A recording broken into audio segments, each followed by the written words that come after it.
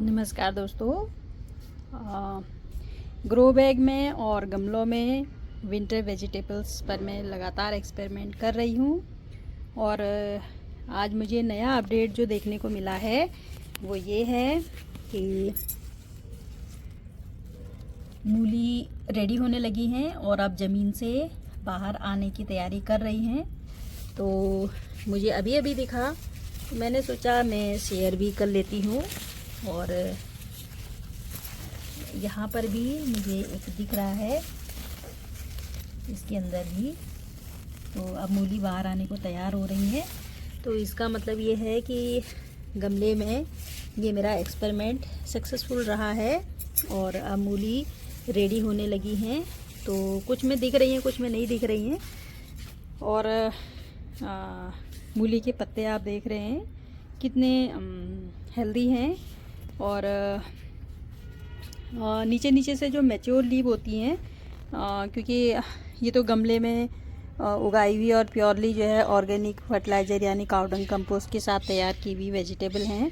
तो ये पूरी तरीके से ऑर्गेनिक वेजी है और हम इसे खाने के लिए अच्छे से यूज कर सकते हैं।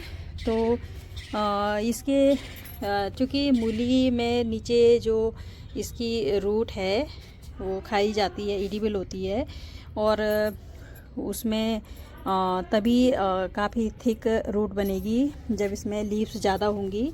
तो इसलिए आप सोच रहे होंगे कि अगर हमने इसकी लीव्स हार्वेस्ट कर दी तो फिर इसमें रूट थिक कैसे बनेगा, मूली की जड़ मोटी कैसे बनेगी। तो इसको यूज़ करने का तरीका ये है कि जो मैच्योर लीव होती हैं यानी जो सबसे नीचे वाली लीव होती हैं उसको हम हार्वेस्ट कर सकते हैं और ऊपर की जो न्यू लीव्स रहती हैं उन्हें हम एज छोड़ दें तो फोटोसिंथेसिस उनमें बड़ी तेज़ी से होता रहता है। जबकि जो मैच्योर लीव होती है वो थोड़े टाइम के बाद इस तरीके से ख़राब होने लगती है। मैं दिखा देती हूँ आपको। धीरे धीरे इस तरीके से पीली पड़ने लगती हैं और इससे जो है अननेसेसरी का प्लांट पर बर्डन ही पड़ता है। तो वैसे भी मुझे ये लीव हटानी ही है क्योंकि ये पीली हो रही है। तो इससे अच्छा है कि जैसी ही लीव मैच्योर होती है सबसे नीचे वाली लीव्स को हमें इस तरीके से निकाल लेना चाहिए। अभी देखिए हमने हार्वेस्ट नहीं की तो ये पीली पड़ गई। एक्चुअली इस समय क्योंकि मैं गांव से भी आई थी तो वहाँ से भी ग्रीन वेजी आ गई थी, तो इसलिए हार्वेस्टिंग करने की ज़रूरत नहीं पड़ी। तो इस वजह से ये लीव्स पीली हो रही हैं। अदरवाइज़ मम्मी निकालती रहती हैं इन्हें और निकाल करके दाल में और सब्जी में यूज़ करती रहती हैं। तो इसलिए इस बार हार्वेस्ट नहीं हो पाई, तो इसीलिए नीचे से ये पीली पड़ती जा रही हैं। और ये पीली लीव्स अगर मैं ऐसे ही छोड़ दूँ तो ये धीरे धीरे फिर गमले में सड़ने लगती है और फिर जो है नीचे से रूट्स के पास इस तरीके से ये वहीं गलने लगती हैं। तो इससे जो है गमले में फंगल इन्फेक्शन होने का डर होता है। अगर यही लीव्स अगर यही मूली गार्डन में लगी हुई होती और उस समय ये लीव्स गिर रही होती और वहाँ पे इस तरीके से सड़ रही होती तो वहाँ पे ये लीव कंपोस्ट बनाती। लेकिन चूँकि यहाँ पे तो जगह नहीं है तो इसके अंदर फंगस हो जाएगी। खुले ज़मीन में तो फंगस होने का कम खतरा रहता है क्योंकि ओपन जगह रहती है। तो इस वजह से वहाँ पे जो है इस तरीके से फंगल इन्फेक्शन का डर नहीं होता है। लेकिन गमले में अगर इस तरीके से लीव सड़ रही होती हैं या पीली पड़ के ख़राब हो रही होती हैं तो उससे जो है गमले में इन्फेक्शन का भी डर रहता है। इसलिए मैं तो इसकी सफाई करती रहती हूँ, इस तरीके से लीव्स हटा देती हूँ। और फिर मैंने जो मेरी अंगीठी बनाई है, अंगीठी में डालती रहती हूँ और फिर जब सूख जाती हैं सारी लीव्स उसके बाद मैं उनको जला करके और उसका राख बना करके, ऐश बना करके और तब जो है पौधों के लिए ही यूज़ कर देती हूँ गमलों में ही। तो वैसे यूज हो जाता है मेरा। लेकिन फिर भी अगर यही हम खाने के लिए यूज़ करते हैं तो ज़्यादा अच्छा होता, हम इसे हार्वेस्ट करके और खाने में यूज करते। तो चलिए, ये तो मैंने मूली का आपको अपडेट दिखाया कि कैसे अब जो है मूली रेडी हो करके और बाहर आने को रेडी हो रही है। तो ये तो मेरा मूली का अपडेट था। और उसके बाद मैंने मिर्च वाला ये अपडेट वैसे आपको पहले भी दिखा दिया था, लेकिन अभी आपको ज़्यादा क्लियर दिख रहा होगा कि जो नीचे वाली लीव्स थी वो येलो हो रही थी। तो वो जितनी येलो उस समय थी वहीं रुक गई हैं जब से मैंने इसमें ऑर्गेनिक कंपोस्ट मिलाया है।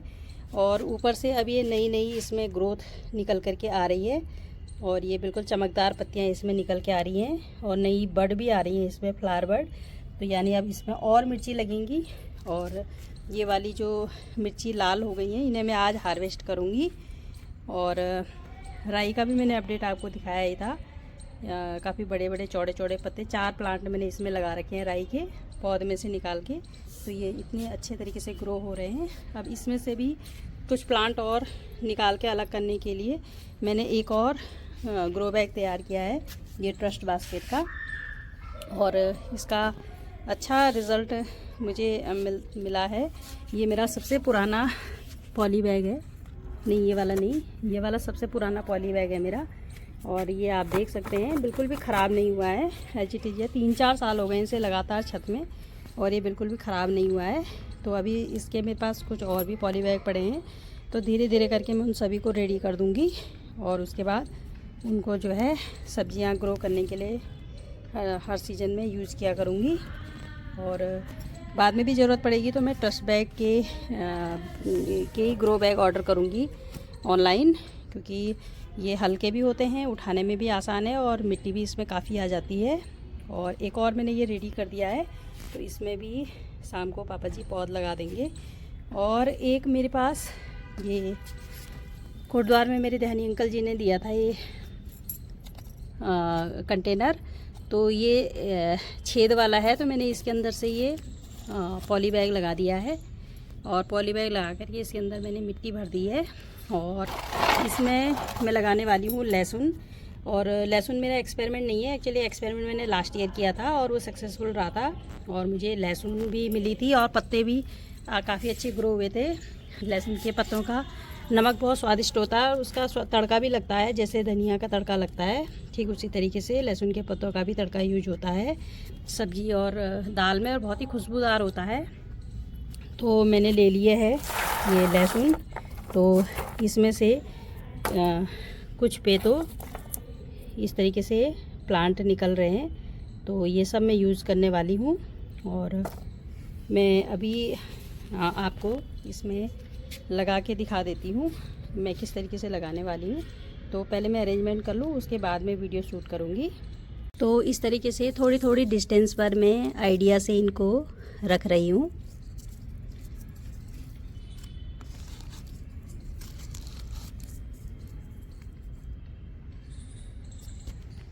इस तरीके से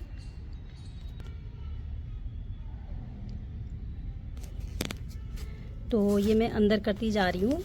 और इसमें ध्यान रखने वाली बात है कि जो इसका ये टिप वाला पोर्शन है ये ऊपर रहना चाहिए, कुछ इस तरीके से। तो जितने भी मैंने ये लहसुन इसमें लगा रखे हैं इन सबको मैं इसी तरीके से अंदर कर दूंगी। और इस तरीके से टिप वाला पोर्शन ऊपर रहना चाहिए ताकि जब भी इसमें नया सैपलिंग बने तो आसानी से बाहर आ सके।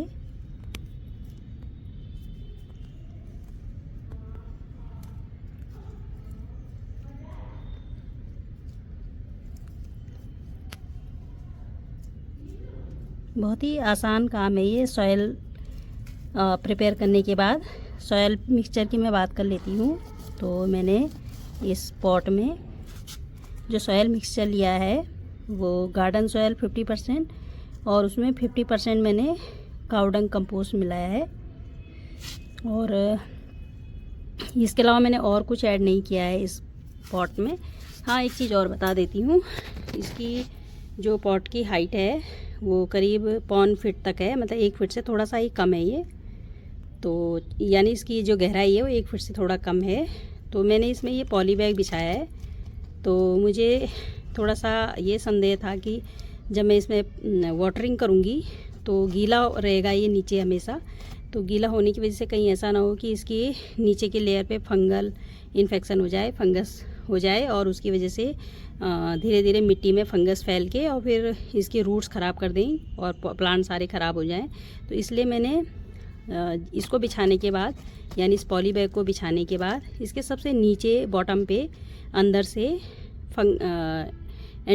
फंगीसाइड का स्प्रे किया है। फंगीसाइड का पाउडर मैंने स्प्रे कर दिया, स्प्रिंकल कर दिया पूरी बॉटम पे। उसके ऊपर से मैंने मिट्टी डाली है। तो चूँकि सबसे नीचे बॉटम पे है फंगीसाइड, तो इतनी नीचे तक तो जड़ें इसकी शायद ही जाएंगी, तो इसलिए कोई ज़्यादा नुकसान नहीं है थोड़ा सा फंगीसाइड डालने में। तो ये सोच के मैंने डाल दिया इसमें। और इस तरीके से मैं ये सारे लहसुन को मिट्टी में दबा लूँगी। और ये आप देख रहे हैं इसमें, और ये छोटे हैं तो इसमें डिस्टेंस ज़्यादा हो रहा है, तो यहाँ एक लाइन और आ सकती है अभी। तो चलिए मैं लगाती हूँ, जैसे जैसे जगह बनती रहेगी तो मैं और डालती रहूँगी। ये एक लाइन यहाँ आ जाएगी। तो इसीलिए मैंने कहा था कि कोई थंब रूल नहीं है कि कितना डिस्टेंस रखना है। आप सीड के साइज़ के अकॉर्डिंग डिसाइड कर सकते हैं कि कितनी डिस्टेंस पे हमें इनको लगाना है। ये देखिए मैंने इस तरीके से लगाया है कि इसका जो ये टिप वाला पोर्शन है जिसमें ये नया सैपलिंग निकल के आ रहा है, उसको ज़मीन से ऊपर ही रखा है।